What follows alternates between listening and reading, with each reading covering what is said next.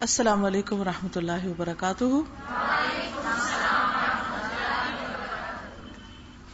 نحمده ونصلی علی رسولہ الکریم، اما بعد فاعوذ باللہ من الشیطان الرجیم، بسم اللہ الرحمن الرحیم، رب اشرح لی صدری ویسر لی امری واحلل عقدۃ من لسانی یفقہوا قولی۔ آج انشاءاللہ تعالی ہم ایصال ثواب کے بارے میں بات کریں گے۔ جب کوئی فوت ہو جاتا ہے تو ہم اس کو ثواب پہنچانے کی فکر کرتے ہیں، لیکن کیا صرف اتنا ہی کافی ہے؟ اللہ سبحانہ و تعالیٰ نے ہمیں دنیا میں اس لیے بھیجا کہ ہم یہاں اس کی عبادت کریں اور اچھے اچھے کام کریں۔ الحمدللہ جو شخص بھی اپنی اس زندگی کی قدر و قیمت پہچانتا ہے اور یہ اچھی طرح جانتا ہے کہ وہ دنیا میں صرف ایک بار آیا ہے اور اس دنیا سے واپسی پر اس کا امتحان ہونا ہے، اس کا حساب ہونا ہے، اس سے پوچھا جانا ہے کہ وہ کیا کر کے آیا ہے، تو وہ ہر دم ہر آن اچھے عمل کی سوچتا ہے، اچھے اچھے کام کرنے کے بارے میں فکر مند ہوتا ہے۔ وہ اپنی زندگی کا کوئی لمحہ بھی ضائع نہیں کرتا، وہ تین چیزوں میں سے کوئی ایک کام کر رہا ہوتا ہے، یا تو اپنی ذات کی فکر، اپنی ذات کا محاسبہ، اپنی ذات کی اصلاح، اپنے اوقات کا حساب، اپنی تعمیر شخصیت اور اپنی ذاتی ترقی کے لیے فکر مند کہ اس کا آج اس کے کل یعنی گزرے ہوئے کل سے زیادہ اچھا ہو، یا پھر وہ اللہ تعالی کی عبادت کر رہا ہوتا ہے، نماز، روزہ، قرآن، ذکر، صدقہ خیرات، ان چیزوں کے ذریعے، یا پھر وہ بندوں کی خدمت میں لگا ہوتا ہے اور وہ بھی اللہ کی خاطر۔ ایک مومن کی زندگی ایک بھرپور زندگی ہوتی، وہ اپنے وقت کو ضائع نہیں کرتا، وہ ہر دم ترقی کرتا رہتا ہے، یہاں تک کہ وہ صرف اپنی اس زندگی میں خود کام نہیں کرتا بلکہ اپنے بعد ایسے کام چھوڑ جاتا ہے کہ جس کے ذریعے اس کے نامہ اعمال میں اضافہ ہو، اس کے عمل کی کتاب صرف دنیا میں ہی نہ کھلی ہو، اس پر صرف اس کے اپنے ہاتھوں سے ہی نہ کچھ لکھا جائے بلکہ اس کے مرنے کے بعد بھی وہ کتاب کھلی رہے اور اس میں نیکیوں کا اضافہ ہوتا رہے۔ تب سوال یہ پیدا ہوتا ہے کہ وہ کون سے اعمال ہیں کہ جو انسان کے مرنے کے بعد بھی اس کے لیے جاری رہتے ہیں یا ان کا ثواب اس کو ملتا رہتا ہے۔ سیدنا ابو ہریرہ رضی اللہ عنہ سے روایت ہے، نبی صلی اللہ علیہ وسلم نے فرمایا، اذا مات الانسان انقطع عنه عمله الا من ثلاثہ، الا من صدقۃ جاریہ او علم ينتفع به او ولد صالح يدعو له۔ مرنے کے بعد انسان کے اعمال کا ثواب کا سلسلہ ختم ہو جاتا ہے، کٹ جاتا ہے، سوائے تین چیزوں کے جن کا ثواب میت کو پہنچتا رہتا ہے۔ نمبر 1 صدقہ جاریہ، نمبر 2 لوگوں کو فائدہ دینے والا علم، اور نمبر 3 نیک اولاد جو میت کے لیے دعا کرتی ہے۔ اب یہ تین کام ایسے ہیں کہ جو مرنے کے بعد بھی فائدہ پہنچاتے ہیں۔ ہمیں یہ دیکھنا چاہیے کہ ہم یہ تین کام کر رہے ہیں یا نہیں کر رہے۔ وہ کون سی چیز ہے جو مرنے کے بعد بھی ختم نہیں ہوگی؟ ان میں سے پہلی چیز صدقۃ جاریہ، ایسا صدقہ جو جاری رہے، یعنی دے کے ختم نہ ہو جائے بلکہ یوں ہو کہ جیسے ہر روز وہ مرنے والا دے رہا ہے۔ وہ کون سے کام ہیں کہ جن کا ثواب جاری رہتا ہے؟ مثلا کوئی شخص کوئی اسکول بنوا دیتا ہے، اب جب تک اس اسکول میں بچے پڑھتے رہیں گے فی سبیل اللہ ثواب جاری رہے گا۔ کوئی مسجد بنوا دیتا ہے، کوئی کنواں کھدوا دیتا ہے، کوئی سڑک بنوا دیتا ہے، کوئی ہسپتال بنوا دیتا ہے، اپنی زندگی میں وہ اپنے روپے پیسے سے ایسا کام کر جاتا ہے کہ وہ مر بھی جائے تو لوگ اس کے پیسے سے فائدہ اٹھائیں۔ تو جب تک وہ عمارت رہے گی، اس کا لگا ہوا پیسہ اس میں ہوگا، وہ ہر روز اس کی طرف سے صدقہ لکھا جائے گا، ہر روز صدقہ، ہر روز صدقہ. وہ جا چکا ہے، لیکن چونکہ اس کے مال سے لوگ فائدہ اٹھا رہے ہیں تو جب تک فائدہ اٹھائیں گے اس کا ثواب اس کو ملتا رہے گا. تو ہم سب کو اس موقع پہ کیا سوچنا چاہیے کہ کیا ہم نے اپنی زندگی میں کہیں کوئی ایسا پیسہ لگایا کہ جس کا ثواب ہم اللہ تعالی سے چاہتے ہیں اور جس کا فائدہ ہم کو مرنے کے بعد ملے. کیونکہ ہمیں نہیں پتا ہمارے بچے ہمارے مال کے ساتھ کیا کریں گے، وہ اچھے کاموں میں لگائیں گے یا نہیں لگائیں گے. وہ ہو سکتا ہے اپنی عیش و عشرت کی چیز سوچیں. اب آپ سوچ رہے ہوں گے کہ میری تو اتنی ہستی نہیں کہ میں ایک اسکول بناؤں، میرے پاس اتنا پیسہ کہاں کہ میں ایک مسجد بنا دوں، ایک سڑک تو میں نہیں بنوا سکتی، تو میں تو یہ کام کر ہی نہیں سکتی. ایسا نہیں ہے، آپ کر سکتے ہیں. کیسے؟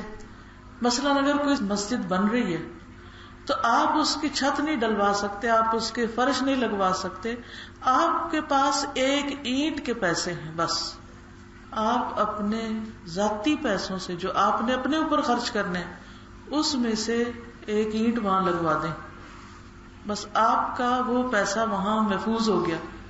وہ ایسا ایک بینک ہے کہ جس میں آپ نے پیسہ جمع کرا دیا. آپ دنیا سے جا چکے ہیں، وہ اینٹ ادھر لگی ہوئی ہے اور آپ کو اس کا نفع مل رہا ہے، مل رہا ہے، مل رہا ہے. تو اگر ہم بہت بڑا کام نہیں بھی کر سکتے تو ہر شخص کو اپنی زندگی میں ایسی انویسٹمنٹ ضرور کر کے جانی چاہیے. اپنے مال میں سے کچھ مال کسی خیر کے ایسے کام میں لگا کے جانا چاہیے کہ جس کے بعد اس کا ثواب اس کو ملے. مثلا کہیں پانی کا انتظام ہو جاتا ہے، کہیں پنکھا لگوا دیتے ہیں. آپ نے پنکھا لگوا دیا، پنکھا چل رہا ہے، چل رہا ہے، چل رہا ہے، لوگ فائدہ اٹھا رہے ہیں. جتنے لوگ فائدہ اٹھا رہے ہیں آپ کو ثواب ملتا جا رہا ہے. اس کے بعد آپ دیکھیے دوسری چیز، او علم ينتفع به، یا علم جس سے لوگ فائدہ اٹھائیں. اب آپ کہیں گے کہ میرے پاس تو علم ہی کوئی نہیں، میں کسی کو کیا فائدہ پہنچاؤں. نہیں، اس کے بھی کئی طریقے ہیں. اس کا ایک طریقہ تو یہ ہے کہ آپ کو جو بھی آتا ہے، اگر ایک حدیث بھی آتی، ایک دعا آتی ہے، ایک اچھی بات آتی ہے، آپ وہ کسی کو سکھا دیں. کسی لا علم کو علم سکھانا یہ صدقہ جاریہ ہے. جب تک وہ شخص وہ دعا پڑھے گا، وہ ذکر کرے گا. مثلا کسی کو نماز نہیں آتی، کسی کو قرآن ٹھیک نہیں پڑھنا آتا، کسی کو کوئی اور چیز نہیں آتی، تو آپ ایک کوئی چیز سکھا دیں اس کو. اب وہ جب تک پڑھے گا، مثلا ایک بچے کو آپ نے سبحان اللہ پڑھنا سکھا دیا، اب وہ کیا کر رہا ہے؟ 20 سال 30 سال 40 سال آپ کے مرنے کے بعد روزانہ سبحان اللہ کی تسمیہ کرتا ہے. وہ آپ کے لیے کیا بن گیا؟ صدقہ جاریہ. اس کو بھی ثواب ملے گا، آپ کو بھی ملے گا. اسی طرح آپ کوئی کتاب لکھیں، آپ کہیں گے مجھے تو نہیں لکھنی آتی.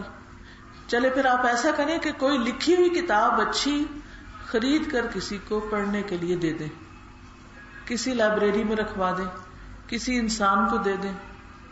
کتابوں کے تحفے دیا کریں. مثلاً آپ نے اگر دعاؤں کی کتاب کسی کو تحفہ دی اور وہ روز اس میں سے دعائیں پڑھ رہے ہیں اور آپ دنیا سے چلے بھی گئے، لیکن وہ لوگ وہ کتابیں پڑھ رہے ہیں آپ کے پیچھے، آپ کو ثواب ملتا جائے گا، ملتا جائے گا، ملتا جائے گا. اسی طرح کسی کو کوئی کیسٹ دے دیں، کوئی سی ڈی دے دیں، کوئی لکھا ہوا کاغذ دے دیں. آپ اپنے گھر میں کچھ لوگوں کو جمع کر کے ان کو کوئی درس یا خود کریں یا کسی سے کروائیں یا کوئی کیسٹ لگا کے سنوا دیں. یہ علم جو آپ کے تھرو آگے جا رہا ہے، یہ آپ کے لیے صدقہ جاریہ بن جائے گا. تیسری چیز، نیک اولاد جو ماں باپ کے لیے دعائیں کرے گی. کسی نے کیا خوب کہا تھا کہ تم اپنے بچے کو قرآن سکھا دو، قرآن اسے سب کچھ سکھا دے گا. تم بچے کو قرآن سکھا دو، قرآن بچے کو سب کچھ سکھا دے گا کہ اس نے کیا کرنا اور کیا نہیں کرنا. لیکن کس قدر افسوس کی بات ہے، ہم اپنے بچوں کو کیا کچھ نہیں سکھاتے، لیکن قرآن پڑھنا، قرآن سمجھنا کوئی نہیں سکھاتے. تو اس بات کی فکر کریں کہ ہماری زندگی میں ہمارے بچے کم از کم ایک دفعہ قرآن کو سمجھ کے ضرور پڑھ لیں. انہیں پتہ ہو کہ رب نے انہیں کیا کہا. اور اگر آپ نیت کر لیں گے تو اللہ سبحانہ وتعالیٰ آپ کے لیے رستہ آسان کر دے گا. اگر آپ ایک ٹیچر ہیں تو آپ اپنے اسٹوڈنٹس کو سکھا دیں. اگر آپ ایک ماں ہیں تو اپنے بچوں کو اور اپنے گلی محلے کے بچوں کو بھی ساتھ بٹھا کے سکھا دیں. جو بھی کوئی آپ سے سیکھے گا تو جب تک آپ زندہ رہیں گے تب بھی ثواب ملے گا, اگر آپ فوت ہو گئے تب بھی ملے گا. اور یہ اسی صورت میں ہوگا جب بچے اللہ سے ڈر کے اپنے ماں باپ کی قدر کریں گے اور ان کے لیے دعائیں کریں گے. اگر کسی بچے کے دل میں آپ نے اللہ کی محبت نہیں ڈالی تو اس کے دل میں آپ کی محبت بھی نہیں ہوگی. اگر ہوگی بھی نا وقتی ہوگی, جب آپ فوت ہو جائیں گے وہ اگر یاد بھی کریں گے تو صرف مس کریں گے کہ ہائے ہماری ماں چلی گئی, ہمیں اس کی کمی محسوس ہوتی ہے. خود غرضی ہے, پھر ہمیں کمی محسوس ہوتی ہے. ماں کو قبر میں کیا مل رہا ہے کیا نہیں اس کی انہیں کوئی نہیں فکر. انہیں پھر فکر یہ کہ ہمیں نہیں مل رہا کچھ جو ماں دیتی تھی. ماں دعائیں دیتی تھی, اب ہمیں دعائیں نہیں مل رہی. ماں ہمیں مال دولت دیتی تھی, جو اس کے پاس آتا تھا وہ ہمیں نہیں مل رہا. وہ یہ تو سوچیں گے کہ ہمیں نہیں مل رہا, وہ یہ نہیں سوچیں گے کہ اس کو کیا مل رہا ہے اور کیا نہیں, ہم اسے کیا دے رہے ہیں. یہ صرف وہ اولاد سوچتی ہے جس کو دین کی سمجھ ہوتی ہے. تو اس لیے بہت ضروری ہے کہ ہمارے بچے اپنے رب کو پہچانتے ہوں, اپنے رسول کو پہچانتے ہوں, اپنے ماں باپ کا حق پہچانتے ہوں, اپنے رب کی کتاب جانتے ہوں. یہ صدقہ جاریہ آپ نے خود بنانا ہے. آپ کے لیے وہ صدقہ جب بنے گا جب آپ کی ایفرٹ اس میں شامل ہوگی, آپ کی محنت اس میں شامل ہوگی. اگر آپ نے نہ مال قربان کیا, نہ وقت لگایا, نہ علم دیا کسی کو, تو کوئی اور کچھ بھی کرے تو آپ کا تو اس کا کوئی کنیکشن نہیں. ٹھیک ہے نا. پھر آپ دیکھیے کہ ایصال کا جو لفظی معنی ہوتا ہے نا, وہ ہوتا ہے پہنچانا, یعنی کسی کو کوئی چیز پہنچانا. جیسے دنیا میں آپ کسی کو کوئی چیز پہنچاتے ہیں, اسی طرح مرنے کے بعد اس کا ثواب پھر آپ کو پہنچایا جاتا ہے. پھر اسی طرح یہ ہے کہ انسان جو زندگی میں نیک کام کرتا ہے خود, اس کو دیکھ کر جو دوسرے لوگ کام کرتے ہیں اچھے, اس کا ثواب بھی آگے جاتا ہے, یعنی مرنے کے بعد آپ کو پہنچے گا. آپ جو امپریشن چھوڑ کے آئیں گے, جو مثال قائم کر کے آئیں گے, جس قسم کا رول ماڈل بنیں گے, آپ کو دیکھ کر کسی کو نیکی کا شوق آئے گا, اس کو نیکی کا رستہ ملے گا, وہ بھی آپ کے لیے صدقہ جاریہ بن جائے گا. اس لیے اس کی بھی فکر کریں. رسول اللہ صلی اللہ علیہ وسلم نے فرمایا, زندہ افراد کی طرف سے کیے گئے 4 اعمال کا ثواب میت کے لیے بھی جاری رہتا ہے. میت کے ایسے نیک جانشین جو اس کے لیے دعا کریں. اس حدیث میں اولاد کی بات تھی, یہاں باقیوں کی بھی بات ہے. کوئی بھی جو باقی رہے ان کی دعا اسے پہنچتی ہے. میت کوئی صدقہ جاریہ کا کام کر جائے, جب تک اس کا سلسلہ جاری رہتا ہے اسے اجر ملتا رہتا ہے. مثلاً آپ نے کوئی کلاس شروع کر دی, آپ کے بعد جتنے لوگ اس میں سے پڑھتے جائیں گے, وہ آگے سے آگے پڑھاتے جائیں گے, ان سب کا ثواب بھی آپ کو ملے گا. میت کا کسی کو ایسا علم سکھا جانا جس پر اس کے بعد عمل کیا جاتا ہو, عمل کرنے والے کے ثواب کے برابر اجر سکھانے والے کو بھی ملتا ہے. یعنی جو عمل کرے گا اس کا اجر سکھانے والے کو بھی پہنچے گا, جبکہ عامل کے اجر میں کوئی کمی نہیں کی جاتی. اور جو شخص سرحد پہ پہرا دیتے ہوئے فوت ہوا تو قیامت تک اس کا اجر اسے ملتا رہے گا, ہر روز اس کا اجر ملٹیپلائی ہوتا رہے گا. اسی طرح دین اور دنیا کی بھلائی کے کوئی بھی کام وہ سب انسان کو فائدہ دیتے ہیں. مثلاً سایہ دار درخت لگانا, پھلدار درخت لگانا, اس کا بھی ثواب ہوتا ہے. اب ہمارے ہاں لوگ عام طور پر سستی کرتے ہیں, کوتاہی کرتے ہیں, وہ لگا بھی سکتے تو نہیں لگاتے.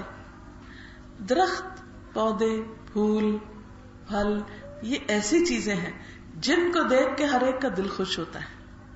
کون ہے جو ایک اچھا خوبصورت پھول دیکھ کے خوش نہ ہو؟ اب ثواب کس کو ملے گا وہ پھول لگانے کا؟ جس نے لگایا ہوگا. ٹھیک ہے نا. اگر وہ لگاتا ہی نہ تو آپ کو کہاں سے نظر آتا پھول, اور آپ کہاں سے خوش ہوتے؟ آپ جس درخت کے سائے تلے بیٹھے ہیں تو آپ کو سکھ مل رہا ہے, اس کا ثواب کس کو جائے گا؟ کس کو جائے گا؟ جس نے درخت لگایا ہوگا. اب آپ کو تو پتہ بھی نہیں درخت کس نے لگایا، کہ پتہ ہوتا ہے؟ نہیں پتا نا. لیکن اللہ کو پتا ہے یہ درخت کس نے لگایا تھا، اور کتنے ہزار لوگ بیٹھے اس کے سائے میں. وہ ہزاروں کا ثواب اس کو ملے گا جس نے درخت لگایا، پالا، بڑا کیا. مثلاً آپ کینو کھا رہے ہیں، کیلا کھا رہے ہیں، کبھی آپ نے سوچا کہ کس نے لگایا ہوگا؟ نہیں سوچتے نا کس نے لگایا. کوئی بھی ہو ABCD لگانے والا، لیکن جس نے لگایا اس نے محنت کی. چاہے آپ نے پیسے سے خریدا، لیکن اس نے آپ کے پیٹ بھرنے کا انتظام کیا، اس نے آپ کی بھوک مٹانے کے لیے محنت کی. تو وہ لگایا ہوا درخت جب تک پھل لاتا رہے گا، جب تک پھول لاتا رہے گا، لگانے والے کو ثواب ملتا رہے گا. کچھ درخت ایسے ہوتے ہیں جو نہ پھل لاتے ہیں نہ پھول لاتے ہیں، صرف سایہ دیتے ہیں، صرف آکسیجن پیدا کرتے ہیں. آکسیجن ہماری ضرورت ہے. کتنے لوگ سانس لیتے ہیں؟ ہزاروں لوگ. تو درخت لگا کے وہ ہر وقت جو اس میں سے آکسیجن نکلتی رہتی ہے وہ ان کا صدقہ بنتا رہتا ہے. جو دیکھ کے خوش ہوتا رہتا ہے صدقہ بنتا رہتا ہے. تو جو بندہ زندگی میں کوئی کام کرے گا، محنت کرے گا، اسی کو ثواب ملے گا، اسی کو فائدہ ملے گا، اسی کے لیے اجر ہوگا. نکمے، کام چور، بیکار، صرف ادھر ادھر گھومنے پھرنے والے، کچھ نہ کرنے والے، ایسے لوگوں کے لیے کچھ نہیں. وہ زمین کا بوجھ ہے. جو بندہ اللہ کی عبادت نہیں کرتا، جو کسی کی خدمت نہیں کرتا، جو اپنی تعمیر و ترقی کے لیے کوشش نہیں کرتا، وہ زمین کا بوجھ ہے. اس لیے بہت ضروری ہے کہ ہم سب اپنے دن رات کا جائزہ لیں کہ ہم کیا کرتے رہتے ہیں، ہماری ذات سے دوسروں کو کتنا فائدہ پہنچتا ہے. کیونکہ حدیث میں آتا ہے خیر الناس من ينفع الناس، سب سے اچھا انسان وہ ہے جو لوگوں کو فائدہ پہنچاتا ہے، دوسروں کے کام آتا ہے. ایک اور حدیث سے پتہ چلتا ہے، نبی صلی اللہ علیہ وسلم نے فرمایا، اللہ کی قسم اگر تمہارے ذریعے کسی ایک آدمی کو بھی ہدایت مل جائے، وہ تمہارے لیے 100 سرخ قیمتی اونٹوں سے بھی زیادہ بہتر ہے. یعنی تم نے اتنا بڑا نفع کمایا، اتنا بڑا فائدہ حاصل کیا، اتنی بڑی انویسٹمنٹ کی، اتنا زیادہ پروفٹ آیا. اور پھر یہ ہے کہ علم جو ہے وہ ایک نور ہے جس کی کوئی حد نہیں. جتنے دلوں کو روشن کریں گے، جتنے گھروں کو روشن کریں گے، جتنے ذہن روشن ہوں گے، وہ سارے آپ کے نامہ اعمال میں لکھے جائیں گے کہ آپ کی کوشش کی وجہ سے یہ ہوا، آپ کے راستہ دکھانے کی وجہ سے یہ سب کچھ ہوا. اور پھر اللہ تعالیٰ ان لوگوں کے اتنے درجے بلند کرے گا. آج آپ دیکھیں کہ دنیا میں جب کسی چیز کی شارٹیج ہوتی ہے نا، تو ہر شخص اس کے پیچھے بھاگ پڑتا ہے اور شارٹیج ہو جاتی ہے. مثلاً کچھ عرصہ پہلے آٹا نہیں ملتا تھا، تو آپ نے دیکھا ہوگا کہ لوگ کس طرح اس کے پیچھے بھاگ رہے تھے. اسی طرح کبھی چینی کی کمی ہو جاتی، کبھی دودھ نہیں ملتا، کبھی کسی چیز کی، تو ہر شخص کو آپاداپی پڑ جاتی. ہر شخص اس وقت کیا چاہتا ہے کہ اس کو مل جائے، دوسرے کو ملا کہ نہیں اسے مل جائے، اس کا کام چلے. آپ کو معلوم ہے کل قیامت کے دن کوئی بھی شخص ایک عمل نہیں کر سکے گا، صرف وہی آپ کو ملے گا جو دنیا سے لے کے گئے ہیں، یا آپ پیچھے چھوڑا ہے اور بعد میں آپ کو ملتا رہا. ادھر کوئی کچھ نہیں کر سکتا، چاہے آپ حشر کے میدان میں 50,000 سال کھڑے رہیں، تب بھی آپ ایک عمل نہیں کر سکتے، ایک بھی نیکی نہیں جمع کر سکتے. اور وہاں اعمال کی شارٹیج ہو جائے گی، ہر شخص چاہے گا کہ اس کو کچھ مل جائے. تو اگر ہم اپنے بچوں کو اچھی بات سکھا دیں گے تو انشاءاللہ وہ جو کچھ بھی کریں گے وہ ہمارے نامہ اعمال میں لکھا جائے گا. جیسے ابھی اذان ہوئی، اب اذان سن کے جیسے مؤذن کہتا ہے ویسے ہی اگر کوئی جواب دے، جیسے اللہ اکبر اللہ اکبر، تو ہم بھی جواب دیں اللہ اکبر اللہ اکبر. وہ اشہد ان لا الہ الا اللہ کہتے تو ہم بھی یہی کہیں. وہ اشہد ان محمد الرسول اللہ کہتے تو ہم بھی یہی کہیں. وہ حی علی الصلاۃ اور حی علی الفلاح کہتا تو ہم لا حول ولا قوت الا باللہ کہیں. پھر اللہ اکبر اور لا الہ الا اللہ کہیں. اس کے بعد دعا پڑھیں، درود شریف پڑھیں، تو جو دعا مانگے وہ قبول ہوتی. دن میں 5 دفعہ ہم اذانیں سنتے ہیں، اور 5 دفعہ اگر ہم اپنی ضرورت کی چیز اللہ سے مانگنا شروع کر دیں تو آپ سوچئے کہ کتنا فائدہ ہو. کتنا فائدہ، ہماری ساری پریشانیاں دور ہو سکتی ہیں، ہمارے سارے مسئلے حل ہو سکتے ہیں، لیکن ہم اذان کی طرف توجہ ہی نہیں کرتے. اور پھر آپ دیکھیے کہ ہم کہتے ہیں بچوں کو نماز کی عادت نہیں پڑ رہی. جب وہ اذان سنیں گے، جواب دیں گے، دعا مانگیں گے، تو ان کا نماز کی طرف جانے کا بھی دھیان بنے گا. تو کسی چھوٹی سے چھوٹی بات کو بھی چھوٹا نہیں سمجھنا چاہیے. چھوٹی چھوٹی چیزیں سکھاتے جائیں تو انشاءاللہ وہ ان کے لیے بڑی باتوں کے دروازے کھول دے گی. پھر اسی طرح آپ دیکھیں کہ صدقہ جاریہ میں ایک اہم چیز والدین کے لیے دعا کرنا بھی ہے. حدیث میں آتا ہے کہ جب قبر میں کسی انسان کا درجہ بلند کیا جاتا ہے تو وہ پوچھتا ہے مجھے یہ کس وجہ سے ملا ہے، تو اس کو بتایا جاتا ہے کہ یہ تمہاری اولاد نے تمہارے لیے استغفار کی ہے، انہوں نے تمہاری بخشش کی دعا کی. تو آپ دیکھیے کہ اولاد کی دعا ماں باپ کو پہنچتی ہے، لیکن یہ کب پہنچے گی؟ جب ماں باپ بچوں کو دعا کرنا سکھائیں گے، ان کو بتائیں گے کہ مرنے کے بعد کس کس طرح کے اعمال والدین کے لیے کر سکتے ہیں کہ اس کا فائدہ ان کو پہنچے. پھر اسی طرح حدیث میں آتا ہے سب سے پاکیزہ مال جو انسان کھاتا ہے وہ وہی ہے جو اس کی اپنی کمائی کا ہو، اور انسان کی اولاد اس کی اپنی کمائی ہی سے ہے. ٹھیک ہے نا؟ تو سب سے بہترین صدقہ جاریہ جو آپ کے لیے بنے گا وہ آپ کے اپنے بچے ہوں گے. اس لیے اپنے بچوں کی تعلیم و تربیت کی فکر کریں. اور یہ سب سے مشکل کام بھی ہوتا ہے کیونکہ دوسروں کے بچے پھر بھی بات مان لیتے ہیں، اپنا بچہ آسانی سے بات نہیں مانتا. تو بہت سے والدین پھر گھبرا کے چھوڑ دیتے ہیں، ان کو پیار سے نہیں سمجھاتے، ان کے لیے محنت نہیں کرتے، اپنی مصروفیات یا اپنے جو پسند کے کام ہیں ان کو کم نہیں کرتے. تو اس لیے بہت ضروری ہے کہ بحیثیت ماں ہم اپنی ذمہ داری کو محسوس کریں. پھر اسی طرح ہم دیکھتے ہیں کہ سعد بن عبادہ کی والدہ فوت ہو گئی تو انہوں نے کہا کہ اے اللہ کے رسول صلی اللہ علیہ وسلم میری ماں فوت ہو گئی، کیا میں ان کی طرف سے خیرات کر سکتا ہوں؟ ان کو فائدہ پہنچے گا؟ آپ نے فرمایا ہاں. پوچھا کون سی خیرات بہتر ہے؟ فرمایا پانی پلانے کا انتظام کرو، کیونکہ مدینہ میں پانی کی کمی تھی. تو جس چیز کی لوگوں کو کمی ہوتی اگر ہم یہ نیت کر کے لوگوں کو وہ چیز دیں، مثلا کوئی بیمار ہے اس کو دوائی کی ضرورت ہے، کوئی بھوکا ہے اسے کھانے کی ضرورت ہے، کوئی پیاسا ہے اسے پانی کی ضرورت ہے، اور ہمیں نظر آ رہا ہے، تو ہم کیا کریں؟ اپنے ماں باپ کو فائدہ پہنچانے کے لیے، ان کو ثواب پہنچانے کے لیے وہ کام کر دیں. اگر آپ اپنے ماں باپ کے لیے کریں گے تو آپ کی اولاد آپ کے لیے کرے گی، کیونکہ انسان جو کرتا ہے وہی اس کے اوپر واپس لوٹتا ہے. یہ اللہ تعالیٰ نے ایک نظام بنایا ہے کہ اپنا بویا انسان خود ہی کاٹتا ہے، اسی کو ملے گا. انسان کے اپنے ہاتھوں کی کمائی. یوم ینظر المرء ما قدمت یداہ، جس دن دیکھے گا انسان جو اس کے دونوں ہاتھوں نے کیا. تو دونوں ہاتھ کیا کرتے ہیں، کیسے کرتے ہیں، وہ ہم سب کو پتا ہے. ان دو ہاتھوں سے ہم کیا کیا کام لیتے ہیں. تو کل قیامت کے دن وہ کام نظر آئیں گے. تو اس لیے جو کچھ ہم کرتے ہیں خوشی سے کریں، شوق سے کریں، اچھے اچھے کام کریں، کیونکہ وہ انسان نے دیکھنے ہیں اپنے کیے ہوئے. اب سوال یہ پیدا ہوتا ہے کہ جن کی اولاد نہیں ان کے لیے کون دعا کرے؟ یعنی بعض اوقات کچھ لوگوں کے بچے ہوتے ہی نہیں، یا ہو کے فوت ہو جاتے ہیں، یعنی بچے ان سے پہلے فوت ہو جاتے ہیں اور وہ دنیا سے اسی طرح چلے جاتے ہیں. تو اس کے لیے ضروری ہے کہ ہر مسلمان دوسرے مسلمان کے لیے دعا کرے. لیکن اگر ہماری دوستی ان لوگوں سے ہوگی جو دعائیں کرنے والے ہیں، جن کو دعا کرنا آتی ہے، یا ہم لوگوں کو سکھا دیں گے تو وہ مرنے کے بعد ہمارے لیے دعائیں کریں گے. ایسا تو نہیں ہوتا نا کہ سارے اکٹھے ہی مر جائیں، کہ کوئی آگے جاتا ہے کوئی بعد میں جاتا ہے.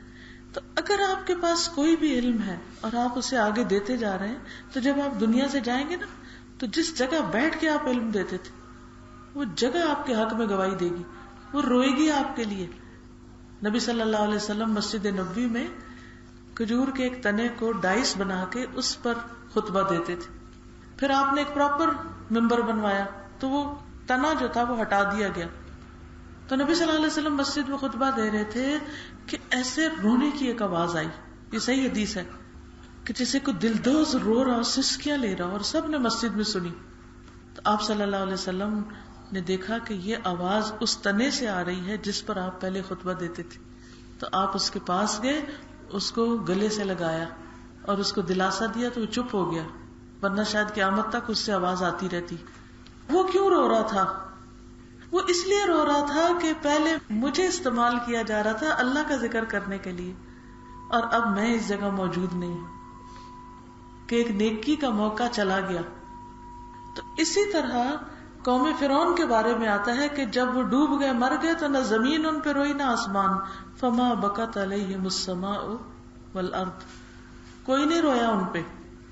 تو زمین آسمان بھی گواہی دیتے ہیں، وہ جگہ بھی گواہی دیتی ہیں، وہ جائے نمازیں بھی گواہی دیں گی جن پر آپ اللہ کی عبادت کرتے ہیں کھڑے ہو کر. وہ آس پاس کا ایریا بھی جہاں آپ قرآن کی تلاوت کرتے ہیں اور وہ پتا پتا سنتا ہے آپ کی آواز، وہ بھی گواہی دے گا. آپ کی انگلیاں جن پہ آپ اللہ کا ذکر کرتے ہیں، یہ انگلیاں بھی قیامت کے دن بول پڑیں گی، یہ بھی گواہی دیں گی آپ کے حق میں. تو اس لیے بہت ضروری ہے کہ ہم زندگی میں کچھ کرتے رہیں تاکہ مرنے کے بعد بھی ہمارے لیے اچھی گواہیاں ہوں. جب ہم جائیں تو صرف انسان ہی نہیں، وہ جگہ بھی ہمیں یاد کریں اور وہ بھی روئیں ہمارے لیے، اور وہ بھی ہمیں دعائیں دیں، اور قیامت کے دن ہمارے حق میں گواہی دے، کیونکہ یہی گواہیاں جو چھوڑ جائیں گے نا ہم، یہی کل قیامت کے دن کام آئیں گی. پھر اسی طرح آپ دیکھیں کہ اگر کوئی فوت ہو جائے تو اس کے لیے ہم کیا کیا بھلائی کر سکتے ہیں. مثلاً آپ کے والدین ہیں، یا ہمارے بعد کوئی ہمارے لیے کیا کر سکتا ہے. پہلی چیز، میت کا قرضہ چکانا. آپ صدقہ کرنا چاہتے ہیں لیکن آپ کو پتہ نہیں چلتا کہ کس کو دیں، کیا کریں. جیسے میں نے بتایا تھا نا، جس کو بھی دیں گے، کوئی بیمار ہے، کوئی بھوکا ہے، کوئی پیاسا ہے، جیسی جیسی جس کی ضرورت ہوگی اس کو دیں گے تو فائدہ ہوگا. اب کوئی شخص فوت ہوتا ہے اور اس پر قرضہ ہوتا ہے لیکن اس کی اولاد اس قابل نہیں ہوتی کہ وہ قرضہ اتار سکے. آپ کو پتہ چل جاتا ہے، اس وقت میت کی طرف سے بہترین صدقہ کیا ہوگا؟ اس کا قرضہ اتارنے کا بندوبست کریں. اگر وہ غریب آدمی تھا، اپنی زندگی میں نہیں کچھ کر سکا، کوشش کے باوجود قرضہ نہیں اتار سکا، تو اس کا قرضہ اتروا دے. کیوں؟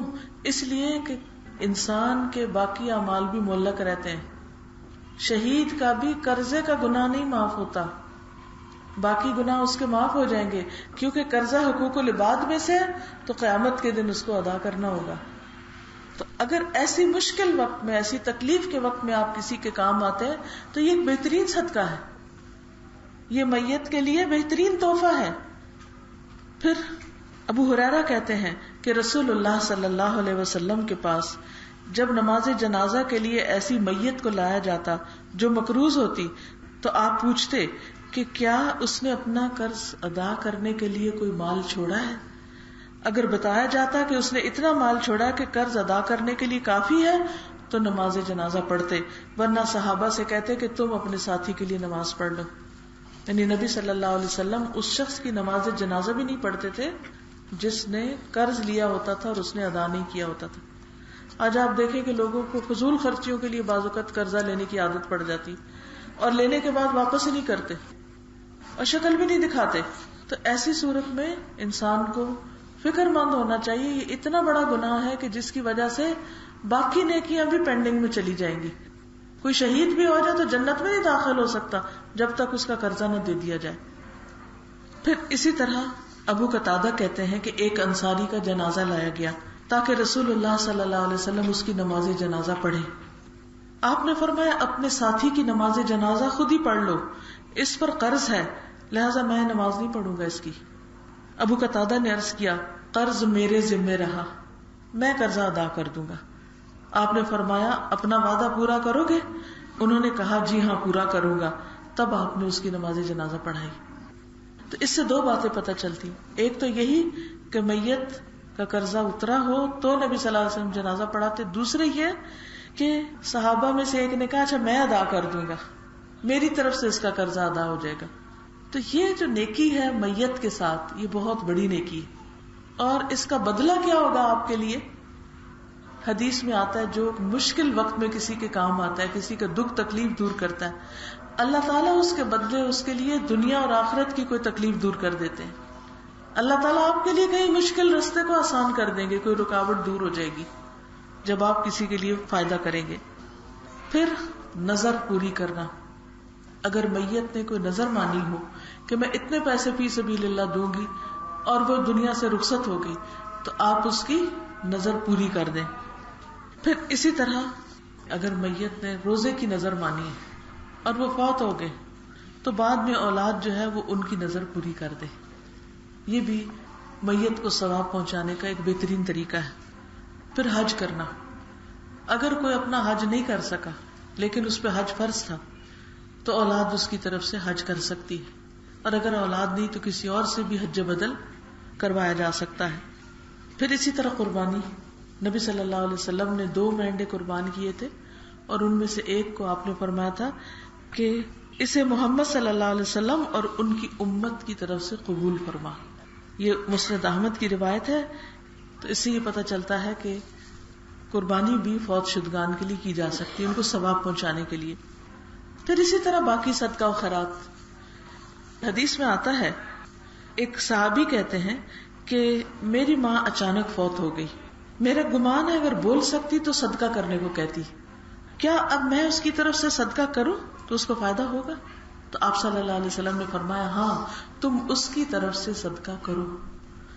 تو اگر بچوں کو آپ نے بچپن سے صدقے کی عادت ڈالی تو پھر بڑے ہو کے اپنے لیے بھی کریں گے اور ماں باپ کے لیے بھی کریں گے. پھر اسی طرح یہ ہے کہ انسان اپنے والدین کے لیے نہ صرف یہ کہ والدین بلکہ دوسرے لوگوں کے لیے بھی کچھ اس طرح کے کام کرے کہ جس سے ان کو فائدہ پہنچے، اور وہ کام ہے دعا. دعا سب کو فائدہ دیتی، چاہے زندہ ہو یا مردہ، اولاد کرے یا کوئی اور کرے. تو اس لیے ایک وہ صدقہ جاریہ جو اپنے لیے کریں گے ہم اپنی زندگی میں، ٹھیک ہے. دوسرا وہ ہے جو ہم اپنے ماں باپ کے لیے کریں گے نیک اولاد کی حیثیت میں. تیسرا وہ ہے جو ہم سارے مسلمانوں کے لیے کریں گے، اور وہ کیا ہے؟ دعا کرنا. اس لیے میت کی بخشش کی جو مسنون دعائیں ہیں، اگر آپ وہ دعائیں اپنے ماں باپ کے لیے، مومنوں کے لیے، سب کے لیے کریں گے تو انشاءاللہ تعالی وہ ان کے لیے بھی بخشش کا ذریعہ بنے گا، ثواب پہنچانے کا ذریعہ بنے گا، اور اس کے ساتھ ساتھ وہ آپ کو بھی دعا ملے گی. کیونکہ جب کوئی شخص کسی کے لیے دعا کرتا ہے تو اس کا فائدہ کیا ہوتا ہے کہ انسان کے لیے ایک فرشتہ مقرر کر دیا جاتا ہے جو یہ کہتا ہے کہ یا رب جو یہ کسی اور کے لیے مانگ رہا ہے وہ اس کو بھی عطا کر. تو اگر ہم ماں باپ کے لیے مانگیں گے یا دوستوں کے لیے مانگیں گے یا عزیزوں رشتہ داروں کے لیے دعا کریں گے تو اس کا فائدہ ہمیں بھی ہوگا. اور خاص طور پر اگر قبرستان کے پاس سے گزرے، اگر آپ کے گھر کے راستے میں، اگر آپ کے اسکول کے راستے میں کہیں بھی کوئی قبرستان ہے تو آپ ان سب کو کیا کریں؟ سلام بھیجیں. السلام علیکم یا اہل القبور، السلام علیکم یا اہل الدیار. یہ کارڈ ہے جس میں میت کی بخشش کی دعائیں ہیں. اگر دن میں ایک دفعہ یا ہفتے میں ایک دفعہ آپ اس کو کھول کے پڑھ لیں اور اپنے ماں باپ کے لیے دعا کریں تو بہت فائدہ ہوگا. اس میں مرد کے لیے اور عورت کے لیے الگ الگ دونوں دعائیں لکھی گئی ہیں اور بڑے بڑے لفظ بھی ہیں جو سمجھ آتے ہیں. دعا پڑھ کے سنا دو؟ ٹھیک ہے جی، میں پڑھ کے سنا دیتی ہوں. اللہم اغفر لہ وارحمہ وعافہ واعف عنہ واکرم نزلہ ووسع مدخلہ واغسلہ بالماء والثلج والبرد ونقہ من الخطایا کما نقیت الثوب الابیض من الدنس وابدلہ دارا خیرا من دارہ واہلا خیرا من اہلہ وزوجا خیرا من زوجہ وادخلہ الجنۃ واعذہ من عذاب القبر ومن عذاب النار. اور لڑکی کے لیے اللہم اغفر لہا وارحمہا وعافہا واعف عنہا. تو یہ ہاں کے ساتھ ہے، لڑکے کے لیے ہو کے ساتھ اور لڑکی کے لیے ہاں کے ساتھ. اب اگر آپ کے کوئی سوال ہے تو آپ وہ سوال کر لیں. وعلیکم السلام. کھا سکتے ہیں. اگر کسی فوت شدہ شخص کی طرف سے قربانی کر رہے ہیں آپ تو گھر والے بھی گوشت کھا سکتے ہیں. کیا ہمارے والدین میں سے اگر کوئی ایک دنیا میں سے ہم میں سے ناراض ہو کے چلا جائے تو اس کی کیا صورت ہے کہ ہم معافی مانگیں؟ یہ بہت اچھا سوال ہے کہ انسان جب ماں باپ زندہ ہوتے ہیں نا اس کی قدر نہیں کرتا، جب وہ فوت ہو جاتے ہیں تو پھر انسان بعد میں پچھتاتا ہے. اگر وہ ناراض فوت ہوئے تو ان کے لیے دعا کریں اور پھر اللہ تعالیٰ سے بھی استغفار کریں. پھر یہ کہ ان کی کوئی بہن یا بھائی یا ان کی دوست اس کے ساتھ اچھا سلوک کرے. یعنی ایک شخص سے کبیرہ گناہ ہو گیا تو اس کو آپ نے بتایا کہ تم اپنی ماں کے ساتھ اچھا سلوک کرو. اس نے کہا وہ نہیں ہے تو آپ نے کہا خالہ زندہ ہے اس کے ساتھ کر لو. جی پچھلے دنوں ایک سوال اٹھایا گیا ہے کہ یہ جو قربانی ہم کرتے ہیں عید الفطر کے موقع پر، تو اللہ کے نبی نے یہ جو قربانی کی تھی یہ صرف حج کے موقع پہ انہوں نے قربانی کی تھی، تو باقی لوگوں کے لیے یہ فرض نہیں ہے. ٹھیک ہے. اس کے لیے انہوں نے کہا کہ حدیث سے ثابت کیا جائے کہ عام جو لوگ ہم قربانی کرتے ہیں کہ یہ کہاں کی حدیث ہے. آپ دیکھیے کہ حدیث واضح ہے کہ نبی صلی اللہ علیہ وسلم نے مدینہ میں جتنے سال گزارے ہر سال قربانی کی. یہ حدیث میں لکھا ہوا ہے.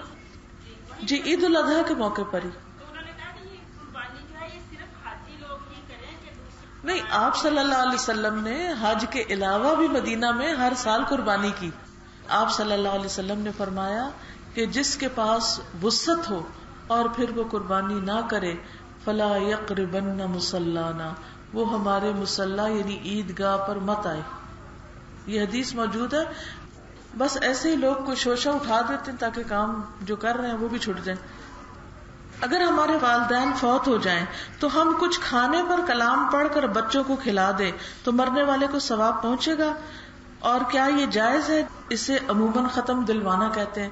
دیکھیے ہر وہ کام جس کا ثواب ہوگا وہ کام ہے جو نبی صلی اللہ علیہ وسلم نے یا کیا یا سکھایا. کھانا آپ پکا کے آپ کسی کو بھی کھلا سکتے ہیں اور نیت اگر یہ ہو کہ اس کا ثواب ماں باپ کو پہنچے، کیونکہ جو شخص بھوکے کو کھانا کھلاتا ہے نا اس کا بہت بڑا اجر، وہ جنت میں لے جانے والے کاموں میں سے. تو ماں باپ کے ثواب کے لیے آپ کھلا سکتے. اس کے لیے نہ اس کے اوپر کلام پڑھنے کی ضرورت ہے، نہ بچوں کو کھلانے کی شرط ہے. بچوں کو کھلائیں، بوڑھوں کو کھلائیں، بیماروں کو کھلائیں، کسی کو کھلائیں، ثواب آپ کو ملے گا. وعلیکم السلام.